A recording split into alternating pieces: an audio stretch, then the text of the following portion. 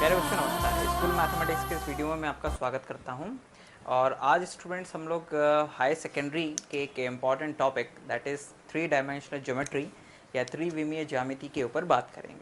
ठीक, two dimensional geometry और coordinate system in two dimensional plane, द्विविमीय ज्यामिति आप लोग 11th स्टैंडर्ड में पढ़ चुके हैं। और उसी को आगे बढ़ाते हुए 12th स्टैंडर्ड में बेसिकली हम लोग थ्री डायमेंशनल ज्योमेट्री पढ़ते हैं और CBSE में ये 11th क्लास में ही है। तो बेसिकली 11th क्लास के CBSE और 12th क्लास के थ्री डायमेंशनल ज्योमेट्री को हम लोग यहाँ पर स्टडी करेंगे। ठीक, हम लोग आगे बढ़ते हैं स्टूडेंट्स। और सबसे पहले तो ये समझते हैं कि थ्री डायमेंशनल ज्योमेट्री बेसिकली है क्या और उसमें हम लोगों को करना क्या होता है। स्टूडेंट्स, टू डायमेंशनल ज्योमेट्री में हमने ये समझा था कि किसी भी प्लेन को हम लोग x एक्सिस और y एक्सिस, इन दो एक्सिस की मदद से डिवाइड कर सकते हैं। ठीक है ना। और ये जो डिवीज़न है, इस डिवीज़न के आधार पर प्लेन पर, तो हमने ये देखा था स्टूडेंट्स अभी तक कि टू डायमेंशनल प्लेन पर x एक्सिस और y एक्सिस की मदद से हम पूरे के पूरे प्लेन को चार भागों में डिवाइड कर देते थे। ठीक है ना। और इन चार भागों को हम लोग first quadrant, second, third and fourth, यानी कि प्रथम चतुर्थांश, द्वितीय एंड तृतीय और चतुर्थ चतुर्थांश कहते थे। ठीक है ना। हम ये भी जानते थे स्टूडेंट्स कि यहाँ पर x और y पॉजिटिव होता था, यहाँ पर y पॉजिटिव x नेगेटिव होता था, और यहाँ पर दोनों नेगेटिव और यहाँ पर y नेगेटिव और x पॉजिटिव होता था। यहाँ पर पॉजिटिव वैल्यूज होती थी x की स्टूडेंट्स, यहाँ पर नेगेटिव वैल्यूज होती थी x की, राइट। और यहाँ पर y की नेगेटिव वैल्यूज होती थी और ऊपर पॉजिटिव वैल्यूज ऑफ y होता था। ठीक है, यस स्टूडेंट्स। और कोई भी पॉइंट यहाँ पर बीच में शून्य, यानी कि ओरिजिन या मूल बिंदु जिसे हम लोग कहते हैं 2D में। 3D में स्टूडेंट्स हम लोग एक नया एक्सिस इंट्रोड्यूस करते हैं, और वो जो z एक्सिस होता है, वो z एक्सिस इन दोनों ही अक्षों पर यूं लंबवत होता है। ठीक है, लाइक दैट, इस तरह से। और वो जो z एक्सिस होता है यहाँ पर पॉजिटिव और नीचे नेगेटिव होता है स्टूडेंट्स। ठीक है ना। यानी कि कुल मिलाकर जैसे कि ये दो एक्सिस इस प्लेन को चार भागों में बांट रहे थे, वैसे ही अगर इस z एक्सिस को भी यहाँ पर इंट्रोड्यूस कर दिया जाए तो ये पूरे के पूरे इस थ्री डायमेंशनल स्पेस को 8 भागों में बांट देंगे। कितने भागों में? 8 भागों में। ठीक, जहां पर ये पॉजिटिव z एक्सिस और जस्ट बोर्ड के पीछे नेगेटिव z एक्सिस होगा। तो जरा ध्यान दीजिएगा, ये पॉजिटिव z एक्सिस, तो ये x पॉजिटिव, व y x पॉजिटिव, तो यहां से थोड़ा ऊपर y एक्सिस के राइट में और z एक्सिस के इस तरफ, यानी ये वाला जो भाग है ये है प्रथम अष्टांश, यानी 8 भागों में डिवाइड जो हो रहा है वो प्रथम अष्टांश यहाँ पर होगा। फिर सिमिलरली उसी क्रम में हम लोग आगे बढ़ते जाएंगे स्टूडेंट्स। तो यहाँ पर द्वितीय, तृतीय, चतुर्थ, फिर इसी के नीचे 5, 6, 7, 8, ऐसे 7th, 8, 6, 7th, 8 अष्टांश आपको मिलेंगे। ऑक्टेंट जिसे बोलते हैं, ऑक्टेंट्स मिलेंगे आपको। तो इस तरह से थ्री डायमेंशनल ज्योमेट्री या थ्री डायमेंशनल स्पेस कुल मिला के 8 भागों में बढ़ जाता है। 4 ऊपर होते हैं XY प्लेन के और 4 नीचे होते हैं XY प्लेन के। ठीक है। जब हम लोग 3D से पहले 2D की बात करते हैं, जब 2D में हम कोई भी पॉइंट लेते थे x, y, तो हम ये कहते थे कि भाई x एक्सिस पे x वैल्यू, y एक्सिस पे y वैल्यू, और इन दोनों से जो परपेंडिकुलर हम लोग प्लॉट करेंगे तो वहां से हमें वहां पर जो वैल्यू पॉइंट मिलेगा वही पॉइंट हमारा ये पॉइंट होगा। जैसे कि हम लोग 2 और 3 को अगर प्लॉट करना चाहें तो x एक्सिस पे 2 लेंगे, y एक्सिस पे 3 लेंगे, और फिर वहां से परपेंडिकुलर, यहाँ से परपेंडिकुलर, और जहां पर ये दोनों परपेंडिकुलर जाके इंटरसेक्ट करेंगे वो पॉइंट होगा 2, 3। ठीक, 2D में हम इस तरह से किसी भी पॉइंट को लेते थे। 3D में क्या होगा? 3D में अगर इस कोऑर्डिनेट में 3 और ये 4 ऐसे ऐड कर दिया जाए, यानी पॉजिटिव 4 ऐड कर दिया जाए, तो उस केस में स्टूडेंट्स ये जो z एक्सिस है, ठीक, इस z एक्सिस पर हम 4 यूनिट्स चलेंगे, 1, 2, 3, 4, और 4 यूनिट्स चलने के बाद में हम इस पॉइंट 2, 3 पर देखेंगे कि अगर यहाँ XY प्लेन पे एक परपेंडिकुलर डालें तो वो कब इस वैल्यू के बराबर में पहुंच जाएगा। बल्कि मैं यूं कहूं कि इस पॉइंट 2, 3 पर हम z एक्सिस के पैरेलल 4 यूनिट्स परपेंडिकुलर चलेंगे और जहां पर आके रुकेंगे वही पॉइंट होगा 2, 3, 4, यानी कि ये 3D स्पेस में होगा, ऑक्टेन में होगा स्टूडेंट्स। तो इस तरह से 3D स्पेस में किसी भी पॉइंट की पोजीशन को पता किया जाता है ना। 2 मतलब x एक्सिस पे, 3 मतलब y एक्सिस पे और 4 मतलब z एक्सिस पे। और कोई भी पॉइंट तक पहुंचने के लिए जो प्रोसेस है वो प्रोसेस ऐसी है, जैसे इस पॉइंट पर आपको पहुंचना है 3D में, तो आप ओरिजिन पे खड़े होइए, 2 यूनिट चलिए आप x एक्सिस पे 2, फिर y एक्सिस के पैरेलल चलिए 3 यूनिट्स, तो ये y एक्सिस है, इसके पैरेलल चले 3 यूनिट, तो यहां पर पहुंच गए, ये हो गया 2, 3। और फिर z की वैल्यू कितनी है, 4 है, तो z की 4 वैल्यू है, तो आप वहां से z एक्सिस के पैरेलल ऊपर पॉजिटिव डायरेक्शन में चलिए, तो 4 यूनिट चलने के बाद में जहां पर आप पहुंचेंगे वो पॉइंट होगा 2, 3, 4। और अगर मान लीजिए यहां पर y ये नेगेटिव होता y, तो उस केस में हम x पे पॉजिटिव डायरेक्शन में 2 यूनिट चलते और y एक्सिस में नेगेटिव 3 यूनिट चलते, तो हम यहां पर पहुंच जाते, और फिर यहां से 4 यूनिट ऊपर z एक्सिस के पैरेलल, तो ये पॉइंट यहां पर हमें मिल जाता, ठीक है। और अगर z होता नेगेटिव, तो हम इस पॉइंट पे यहां ऊपर आने की जगह अंदर की ओर जाते 4 यूनिट, तो जहां पर पहुंचते वो पॉइंट होता 2, -3, -4। तो इस तरह से 3D में किसी भी पॉइंट की लोकेशन को लोकेट किया जाता है, ठीक है ना। तो स्टूडेंट्स, इस तरह से हम 3D में किसी भी पॉइंट की लोकेशन को पॉइंट आउट कर सकते हैं। अब बात आती है कि हम पॉइंट को प्लॉट करना सीख गए हैं, 3D में कैसे देखते हैं, उसको इमेजिन कैसे करते हैं। और अच्छा, इस बात का ध्यान रखिएगा कि इन पॉइंट्स को आप अपने कमरे में बैठ के भी इमेजिन कर सकते हैं। किसी भी कमरे में अगर आप बैठे हैं तो किसी को x एक्सिस मान लीजिए, किसी को y एक्सिस, किसी को z एक्सिस, और उसके अकॉर्डिंग क्या कहते हैं, आप किसी भी पॉइंट की लोकेशन को फाइंड आउट कर सकते हैं, ठीक है ना। अब इसके बाद में हम लोग आते हैं 3 डायमेंशनल स्पेस है, तो उसमें जो कोऑर्डिनेट प्लेन्स होते हैं या कोऑर्डिनेट एक्सिसेस होती हैं, उनकी इक्वेशंस क्या होती हैं। कोऑर्डिनेट प्लेन्स, ठीक है ना, and axes, coordinate planes and axes. तो जरा ध्यान दीजिएगा कि हमारे पास x एक्सिस है, y एक्सिस है और z एक्सिस है, तो ये सब मिलके जो 3 डायमेंशनल स्पेस है उसको 3 प्लेन्स इंटरसेक्ट करते हैं, मतलब ये तीनों एक्सिस मिलके 3 प्लेन्स बनाती हैं। कौन कौन से प्लेन बनाती हैं, एक बनता है XY प्लेन, ठीक, जो आपको सामने दिख रहा है। तो XY प्लेन की जो इक्वेशन होती है वो होती है z = 0, क्योंकि XY प्लेन पे z का वैल्यू 0 होती है। दूसरा प्लेन होता है YZ प्लेन, YZ प्लेन पर x की वैल्यू हमेशा 0 होती है, तो उसकी इक्वेशन होता है x = 0। और उसी तरह से एक होता है स्टूडेंट्स XZ प्लेन, तो XZ प्लेन पे क्या होता है, XZ प्लेन पर y की वैल्यू 0 होती है, तो y = 0 उसकी इक्वेशन होती है। तो ये कोऑर्डिनेट प्लेन की क्या है, इक्वेशंस हैं, है ना। इक्वेशंस का मतलब ये होता है कि उस प्लेन पे खासियत क्या है, कैरेक्टरिस्टिक्स क्या है। तो उस प्लेन की खासियत, क्योंकि z = 0, y = 0 और x = 0 है, इसलिए वही उस प्लेन की इक्वेशन बन जाएगी। जबकि उस प्लेन पर x y, जैसे XY प्लेन की बात करेंगे तो XY प्लेन पे x और y की वैल्यू बहुत अलग अलग और बहुत कुछ हो सकती है, लेकिन z हमेशा 0 ही रहेगा। तो दैट्स वाई z = 0 उस प्लेन की इक्वेशन होगी। तो ये कोऑर्डिनेट प्लेन की इक्वेशन हुई। नंबर टू x एक्सिस है, तो x एक्सिस पे किसी भी पॉइंट के जो कोऑर्डिनेट्स होंगे वो ये होंगे a या फिर x, 0, 0, क्योंकि x एक्सिस पे y और z 0 होते हैं। उसी तरह y एक्सिस पे हमारे पास में y एक्सिस पे क्या होगा, 0, y 0, ये y की वैल्यू 0 नहीं होगी और बाकी 0, x 0 होगा, z 0 होगा। और z एक्सिस पे 0, 0, z, है ना, यानी कि z की कुछ वैल्यू होगी लेकिन x और y 0 होंगे। लेकिन अगर हम ओरिजिन पर अगर हैं, यानी मूल बिंदु पर अगर हम हैं, तो ओरिजिन पर सारी वैल्यूज 0, 0, 0 होती हैं, ठीक है ना, 0, 0, 0। अच्छा, एक चीज और, ये एक प्लेन्स की इक्वेशन तो आपने निकाल ली, लेकिन अगर XY प्लेन पर किसी पॉइंट को देखना हो तो उस पॉइंट के कोऑर्डिनेट ऐसे लिए जाते हैं, x, y, 0, क्योंकि z 0 होता है। उसी तरह से yz प्लेन पर 0 y और z, यानी कि x को 0 रखते हुए y और z कोऑर्डिनेट ही मिलेंगे आपको।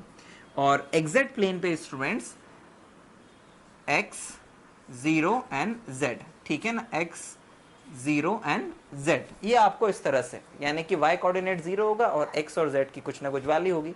तो इन प्लेन्स पे किसी पॉइंट के जो कोऑर्डिनेट्स हैं ये इस तरह से लिए जाते हैं। ये पॉइंट है इन कोऑर्डिनेट्स पर और इन प्लेन्स पर, ठीक। तो अभी तक हमने 3 डायमेंशनल स्पेस में किसी पॉइंट को कैसे पॉइंट आउट करते हैं ये देखा। 3 डायमेंशनल स्पेस में 3 प्लेन होते हैं, X Y plane, Y Z plane और एक्स जेड प्लेन। ये तीनों प्लेन मिलके 3 डायमेंशनल स्पेस को 8 भागों में बांट देते हैं, जिसको कि ऑक्टेंट्स या अष्टांश कहते हैं, ठीक है ना। देन इसके बाद में इन प्लेन्स की इक्वेशन, उन प्लेन्स पे किसी पॉइंट के coordinate, X axis, Y axis, Z axis पे किसी पॉइंट के कोऑर्डिनेट्स कैसे लिए जाते हैं ये हम लोगों ने समझा। और 3 डायमेंशनल स्पेस में किसी भी पॉइंट को पॉइंट आउट करने के लिए या दर्शाने के लिए 3 कोऑर्डिनेट्स का इस्तेमाल किया जाता है, एक्स कोऑर्डिनेट, वाई कोऑर्डिनेट और जेड कोऑर्डिनेट। पहला एक्स होता है, दूसरा वाई और तीसरा जेड। ये आप लोग एक्स वाई तो पहले ही पढ़ के आए हैं, जेड अभी एक नया इंट्रोड्यूस हो गया है। और ये 3 कोऑर्डिनेट एक्सिस का एक ऑर्डर्ड पेयर है। ऑर्डर्ड पेयर मतलब क्रम से है, पहला एक्स कोऑर्डिनेट है, दूसरा वाई और तीसरा जेड कोऑर्डिनेट है, ठीक। तो ये सारी चीजों के बाद में स्टूडेंट्स अब हम बढ़ते हैं कि 3 डायमेंशनल स्पेस में किन्हीं भी 2 पॉइंट्स के बीच का डिस्टेंस किस तरह से निकाला जाता है, ठीक है ना। तो the distance formula in 3D, ये डिस्टेंस फॉर्मूला इन 3D। तो मान लीजिए स्टूडेंट्स कि आपके पास में 2 पॉइंट्स हैं, x1, y1 और z1, और दूसरा पॉइंट है q, it's x2, q point, x2, y2 और z2। तो p पॉइंट, q पॉइंट, ये 2 पॉइंट्स हैं। इन दोनों पॉइंट्स के बीच का जो डिस्टेंस है उसको हम लोग शो करते हैं pq से। और pq की जो वैल्यू होती है वो होती है x2 minus x1 whole square, y2 minus y1 whole square plus z2 minus z1 whole square students. तो इस तरह से किन्हीं भी 2 पॉइंट्स के बीच का डिस्टेंस निकाला जाता है। और ध्यान दीजिएगा कि किसी भी पॉइंट को आप x1, y1, z1 और किसी दूसरे पॉइंट को x2, y2, z2 लेते हैं, लेकिन क्रम आप चाहें तो बदल सकते हैं। किसी भी पॉइंट को x1, y1, z1 और x2, y2, z2 लिया जा सकता है, क्योंकि यहाँ पर डिफरेंस है और उसका स्क्वायर है, तो नेगेटिव चिन्ह भी अगर आएगा तो वो होल स्क्वायर बन के पॉजिटिव हो जाएगा। तो इस तरह से किन्हीं भी 2 बिंदुओं या पॉइंट्स के बीच का डिस्टेंस निकाला जा सकता है। अब थोड़ा स्टूडेंट्स आगे बढ़ते हैं और इस फॉर्मूले यानी कि डिस्टेंस बिटवीन 2 पॉइंट्स फॉर्मूले का इस्तेमाल करना सीखते हैं कि किस किस तरह के क्वेश्चंस आपको पूछे जा सकते हैं जिसमें कि इस फॉर्मूले का इस्तेमाल होगा स्टूडेंट्स, ठीक। आइए देखते हैं। सबसे पहले तो एक एग्जांपल लेते हैं। मान लीजिए आपके पास में एक पॉइंट है P, इसके कोऑर्डिनेट है 2, 3, 4, और दूसरा एक पॉइंट है Q जिसके कोऑर्डिनेट है -2, -5 एंड 7, ठीक। और आपको इन दोनों पॉइंट्स के बीच का डिस्टेंस निकालना है। तो PQ डिस्टेंस जो है that is equals to, formula आपको पता ही है स्टूडेंट, उसमें से आप इसको किसी को x1, y1, z1 और x2, y2, z2 मान लीजिए। मान लीजिए कि ये x1 है, ये y1 है और ये z1 है, this is x2, this is y2 and this is z2। तो अब इसमें आप फॉर्मूला लगाएंगे तो it become -2 whole square plus -7 -3 whole square and plus 7 -4 whole square. अब इसको माइनस करते हैं बच्चों, तो it become -4 whole square plus -8 whole square and plus 7 -4 यानी 3 का whole square and this become, अब क्या आ जाएगा, -4 का स्क्वायर 16, 8 का स्क्वायर 64 और 3 का स्क्वायर 9, ठीक है। तो हम लोगों को यहाँ पर मिल जाएगा 16 और 64 स्टूडेंट्स, इट बिकम 70, 80 और ये 89, यानी स्क्वायर रूट ऑफ 89 हमारा आंसर आया है, ठीक। यानी P और Q पॉइंट्स जो कि 3D में थे, उन दोनों पॉइंट्स के बीच का जो डिस्टेंस है वो ये आया है। अब इस फॉर्मूले की मदद से कई तरह के क्वेश्चंस सॉल्व होते हैं। फॉर एग्जांपल आपको 3 पॉइंट्स दे दिए जाएंगे, ठीक।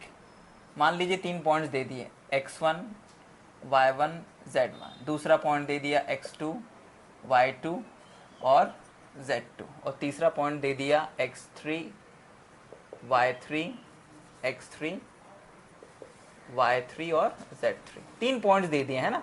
और आपसे कहा कि सिद्ध करिए या प्रूव दैट कि these are the vertices of a equilateral triangle, यानी कि ये किसी समबाहु त्रिभुज के शीर्ष हैं, ये सिद्ध करना है आपको।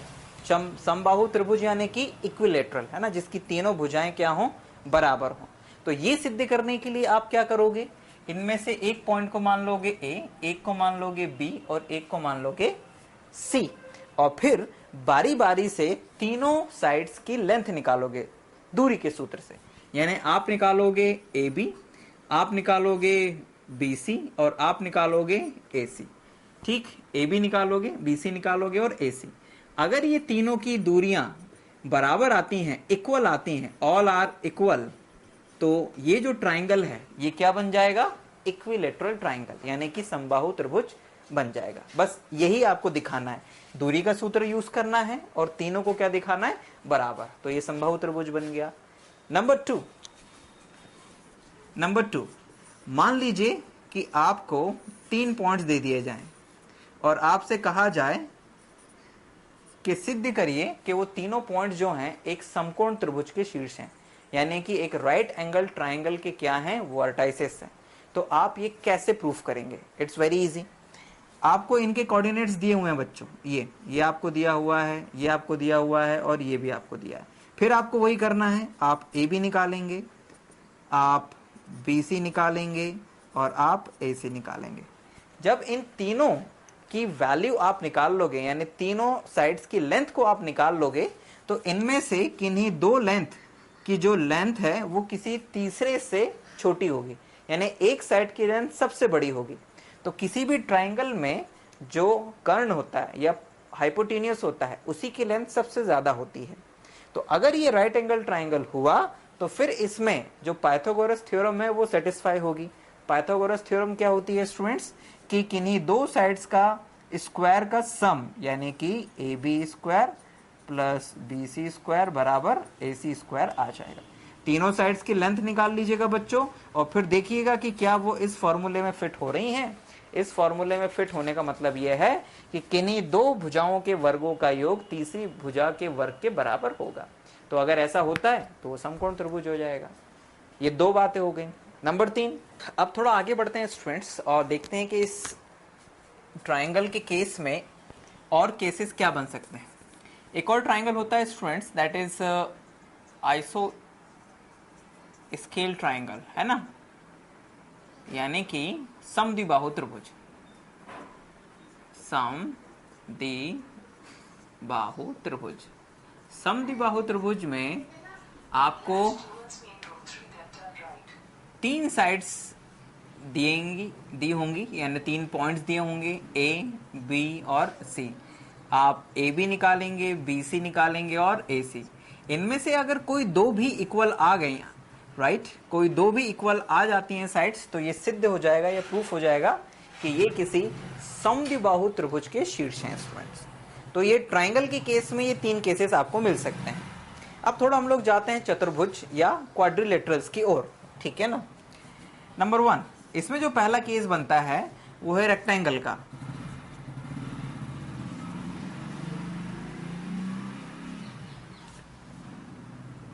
रेक्टेंगल, ठीक है ना, या आयत। अब आयत में क्या होता है, 4 साइड्स होती हैं स्टूडेंट्स, ठीक है, ए बी सी डी, ये 4 साइड्स होती हैं। और किसी भी रेक्टेंगल में अगर आपको 4 पॉइंट्स दिए जाएं और ये कहा जाए कि prove that these are the coordinates of a rectangle, तो उसके लिए आपको करना क्या होगा। सबसे पहले तो आप A B C C D और ए डी चारों साइड्स की लेंथ निकाल लेंगे डिस्टेंस के फॉर्मूले का इस्तेमाल करके, और फिर देखेंगे कि क्या कोई दो आपस में इक्वल आ रही हैं, मतलब कि ए बी बराबर आ जाएगा सी डी, यानी ए बी बराबर आ जाएगा सी डी के, ठीक, और बी सी बराबर आ जाएगा ए डी के, क्योंकि आमने सामने या अपोजिट साइड्स इक्वल होती हैं। लेकिन इतना प्रूफ करना सफिशिएंट नहीं होगा। आपको एक चीज और दिखानी पड़ेगी कि इसमें AC बराबर B दिया जाए, यानी कि जो डायगोनल्स हैं वो भी आपस में क्या होने चाहिए, इक्वल होने चाहिए स्टूडेंट्स। ये रेक्टेंगल में ही होता है, केवल रेक्टेंगल में दोनों डायगोनल्स इक्वल होते हैं, जबकि जो पैरेललोग्राम होता है, पैरेललोग्राम में थोड़ा सा अलग होती है कंडीशन, या समांतर चतुर्भुज जिसे हिंदी में कहते हैं। तो पैरेललोग्राम में क्या होता है, आमने सामने की साइड्स तो इक्वल होती हैं, यानी कि if this A, this B, this C and this D, तो A B बराबर CD और AD बराबर BC, ये तो होता है। लेकिन इसके जो डायगोनल्स होते हैं पैरेललोग्राम के, विकर्ण आपस में बराबर नहीं होते हैं, यानी कि BD not equals to AC आएगा इसमें हमेशा, नॉट इक्वल्स टू AC। तो आपको ये भी देखना पड़ेगा कि BD और AC अगर इक्वल नहीं है तो वो समांतर चतुर्भुज या पैरेललोग्राम होगा, राइट, पैरेललोग्राम होगा, ठीक है ना। और अगर दोनों डायगोनल्स इक्वल हैं तो वो रेक्टेंगल होगा। Now third case in quadrilaterals क्या होता है स्टूडेंट्स, इट्स अ रोम्बस, ठीक है ना। रोम्बस में क्या होता है, ये इसका भाई है, किसका, पैरेललोग्राम का। लेकिन इसकी खासियत ये है, इसकी खासियत ये है कि इसमें AB बराबर BC बराबर CD बराबर AD, यानी कि चारों साइड्स इक्वल होती हैं, और साथ में BD not equals to AC होता है, यानी कि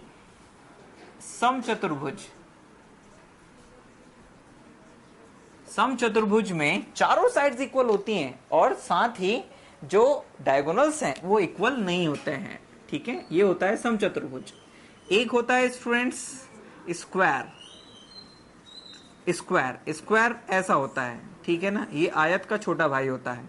तो स्क्वायर में स्टूडेंट्स बेसिकली क्या होता है कि चारों साइड्स इक्वल होती हैं, AB बराबर BC बराबर CD बराबर AD, लेकिन इसमें AC और BD यानी कि जो डायगोनल्स होते हैं वो भी आपस में इक्वल होते हैं स्टूडेंट्स, ठीक है ना। तो ये अगर आपको इन ज्योमेट्रिक फिगर्स की थोड़ी समझ होगी तो आसानी से आप इस तरह के क्वेश्चंस को कंप्लीट कर लेंगे, ठीक। तो स्टूडेंट्स आज के इस छोटे से लेक्चर में हमने बेसिकली देखा क्या है उसको फिर से समझिए। हमने ये देखा कि 3D या 3 डायमेंशनल स्पेस 2D से कैसे बना, 3 डायमेंशनल स्पेस में या 3D में ज्यामिति में किसी भी बिंदु के निर्देशांक या कोऑर्डिनेट्स किस तरह से दिखाए जाते हैं। देन इसके बाद में उस पॉइंट तक पहुंचा कैसे जाता है। 3 डायमेंशनल स्पेस में 3 प्लेन्स होते हैं, X plane, XY plane, YZ plane and ZX plane, जो कि 3 डायमेंशनल स्पेस को 8 भागों में डिवाइड करते हैं या बांट देते हैं, ठीक है ना। 3D में किन्हीं भी 2 पॉइंट्स के बीच का डिस्टेंस का फॉर्मूला क्या होता है एंड उसको यूज कैसे किया जाता है। एंड देन इसके बाद इस डिस्टेंस फॉर्मूले का इस्तेमाल करके जो डिफरेंट टाइप के क्वेश्चंस हैं जो कि ट्राइंगल के ऊपर बेस्ड हो सकते हैं या फिर क्वाड्रिलेटरल या चतुर्भुज के ऊपर बेस्ड हो सकते हैं, उन क्वेश्चंस को कैसे किया जाता है। ट्राइंगल के केस में हम लोगों ने समबाहु त्रिभुज यानी कि इक्विलेटरल, समद्विबाहु त्रिभुज यानी आइसोस्केल ट्राइंगल एंड समकोण त्रिभुज यानी कि राइट एंगल ट्राइंगल के केसेस देखें कि इन ट्राइंगल्स को कैसे प्रूफ किया जाता है अगर उनके वर्टाइसेस दिए हुए हों तो। देन इसके बाद क्वाड्रिलेटरल्स या चतुर्भुज में हम लोगों ने आयत यानी रेक्टेंगल्स, समांतर चतुर्भुज यानी पैरेललोग्राम, स्क्वायर यानी कि वर्ग और समचतुर्भुज यानी कि रोम्बस के केसेस को देखा कि इन केसेस में अगर हमें ये प्रूफ करना हो, अगर इनके वर्टाइसेस दिए हों तो हमें किन किन बातों का ध्यान रखना पड़ेगा। चतुर्भुज के केसेस में आपको डायगोनल्स का खास ध्यान रखना पड़ेगा कि किसके डायगोनल्स इक्वल्स होते हैं, किसके नहीं होते हैं, किस में आमने सामने की साइड्स इक्वल होती हैं और किस में चारों साइड्स इक्वल होती हैं। तो इन चीज़ों का ध्यान रखते हुए आप आसानी से इस दूरी के सूत्र का इस्तेमाल करके क्वेश्चंस को कर सकते हैं स्टूडेंट्स। तो आज के इस छोटे से लेक्चर में बस यहीं तक स्टूडेंट्स। हम जल्दी 3 डायमेंशनल ज्योमेट्री के अगले लेक्चर में फिर आपके सामने होंगे। Thank you very much for watching this video. For more updates, subscribe to our channel.